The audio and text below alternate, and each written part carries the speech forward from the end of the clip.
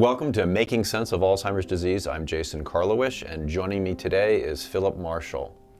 Philip, greetings, welcome. Thank you, Jason, for having me here. I'm so glad to be back. You've got an interesting story. It starts out with a childhood where?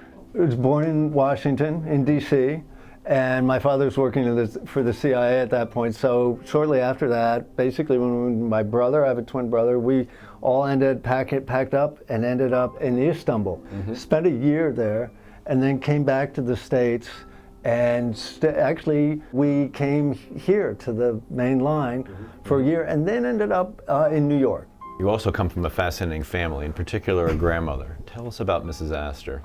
Her first husband, who she married at 16, his last name was Kuzer, they had one child, who was my father. And so then she married this fellow, Buddy Marshall, and you can see whose name he took. And Buddy Marshall died of a heart attack all too young. And so in 1953, the year my brother and I were born, she married Vincent Astor. In 1948, he had set up Vincent Astor Foundation for the alleviation of human suffering. And there in 1959, he dies, and what she did, starting in the 60s, was work in this capacity to advance basically the quality of life, because that was sort of the way, at least some philanthropy was faced at that point. Something very awful happened to your grandmother. I realized, my father was saying things like, well, your grandmother has changed her will. And I thought, whoa, that's much too late. She has no capacity to change her will at this point. Because she was having... Because she was in the throes of Alzheimer's. Okay. My grandmother's staff, we both had sort of trust in each other, and they started confiding in me, saying that really bad things were happening. And I didn't need to look far. The place was cold. The parquet floor on the dining room was the litter box for the dogs.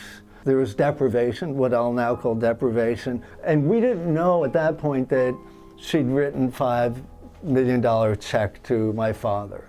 We didn't know that her will had been changed, and that there were 3 codicils moving tens of millions of dollars from what was going to go to charity to my father's control. So what was the sort of action that you first took? In other words, the going public? I gathered all these documents that staff had, and I presented them to a lawyer, said, this looks really bad, but I filed the petition for guardianship, which was to have been sealed, and it wasn't. It was on its way to getting sealed, it was discovered, and I get a phone call from the New York Daily News. I said, oh. What was the headline?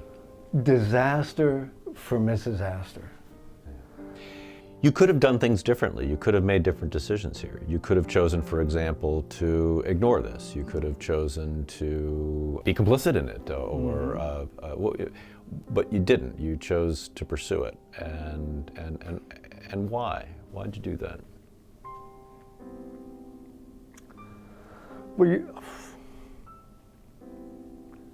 Well, I say to be complacent about elder justice is to be complicit in elder abuse.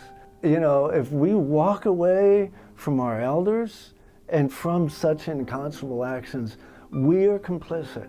And I say to people, well, this happened to my grandmother, but it can happen to anyone. And I didn't really realize how big an issue was this. At that point, I'm just trying to help my grandmother. There was no one else who could act. There were people who were trying desperately to help her, but there was no one who could act. So do you think, looking back on your grandmother's story, there were probably moments when things were happening with her finances that in a different world intervention could have been taken? If there had been a means in terms of detection, that the abuse that my grandmother endured could have been arrested early on. Because, okay, she had millions, but she was pretty much had typical transactions going on, and at this point, with millions going out, there were irregular transactions.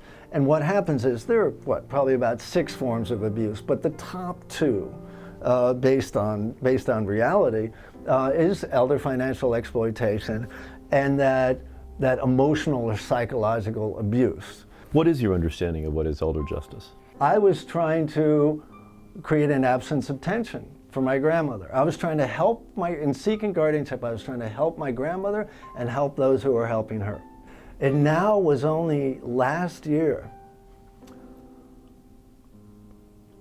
where I realized that's only half of elder justice. We're helping elders. That's fine. The justice involves not only was I helping my grandmother and those who were helping her, but I was bringing my father to justice. So I now know elder justice is helping elders and making sure that perpetrators, that include my father, come to justice or brought to justice. Yeah. So that was a hard one, and I don't know why it took me so long to figure that out. It must have been quite difficult to do what you did. I don't know. It was. Philip Marshall, it's such a pleasure to have you here in Philadelphia at Making Sense of Alzheimer's.